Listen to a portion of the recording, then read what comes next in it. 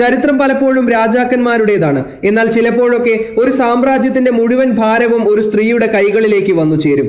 സ്നേഹമുള്ള ഒരു ഭാര്യയിൽ നിന്ന് കരുണയില്ലാത്ത ഒരു ഭരണാധികാരിയിലേക്കും പിന്നീട് ഒരു വിശുദ്ധിയിലേക്കുമുള്ള കിയേവിലെ ഓൾഗയുടെ പരിവർത്തനം അത് രക്തം കൊണ്ട് എഴുതപ്പെട്ട ഒരു ഇതിഹാസമാണ്. ക്രിസ്തുവർഷം 945 കീവൻ റൂസ് സാമ്രാജ്യത്തിന്റെ അധിപനായിരുന്ന ഇഗോർ രാജാവ് നികുതി പിരിക്കാനായി ഡ്രെവിലിയൻസ് ഗോത്രക്കാരുടെ അടുത്തേക്ക് പോയി. എന്നാൽ അത്യാഗ്രഹം ഇവനെയായി. മരക്കൊമ്പുകളിൽ കെട്ടിയിട്ട് അദ്ദേഹത്തെ അവർ ക്രൂരമായി കൊലപ്പെടുത്തി. ഇഗോറിന്റെ മകൻ സ്വാറ്റോസ്ലാവ് അന്ന് വെറുമൊരു കുട്ടിയായിരുന്നു. ഭർത്താവിന്റെ മരണശേഷം ഭരണം കൈയാളിയ ഓൾഗയെ വിവാഹം കഴിക്കാൻ ഡ്രെവിലിയൻസിന്റെ രാജാവ് മാൽദൂതന്മാരെ അയച്ചു. അവർ കരുതിയത് ഓൾഗ ഒരു ദുർബലയായ വിധവയാണെന്നാണ്. എന്നാൽ അവർക്ക് തെറ്റി. തന്റെ കൊട്ടാരമുറ്റത്തെത്തിയ ദൂതന്മാരെ അവർ വന്ന ബോട്ടുകളോടെ കുഴിയിലേക്ക് എറിഞ്ഞ് ജീവനോടെ കുഴിച്ചു മൂടിക്കൊണ്ടാണ് ഓൾഗ തന്റെ പ്രതികാരം ആരംഭിച്ചത്.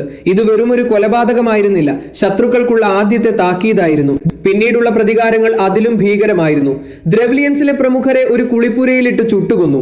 അവരുടെ തലസ്ഥാനമായ ഇസ്കോറോസ്റ്റൻ ആക്രമിച്ചപ്പോൾ ഓൾഗ ഒരു തന്ത്രം പ്രയോഗിച്ചു.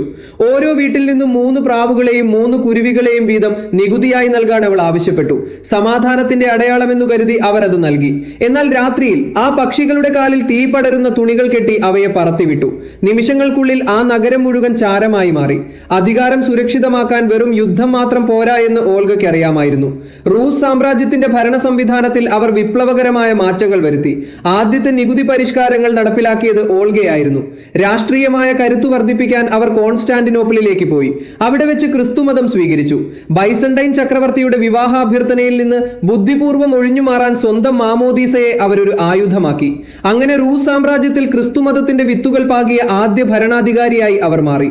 പ്രതികാരത്തിന്റെ അഗ്നിയായി തുടങ്ങി അധികാരത്തിന്റെ കരുത്തായി വളർന്ന് ഒടുവിൽ വിശുദ്ധ പദവിയിലേക്ക് ഉയർത്തപ്പെട്ടവൾ.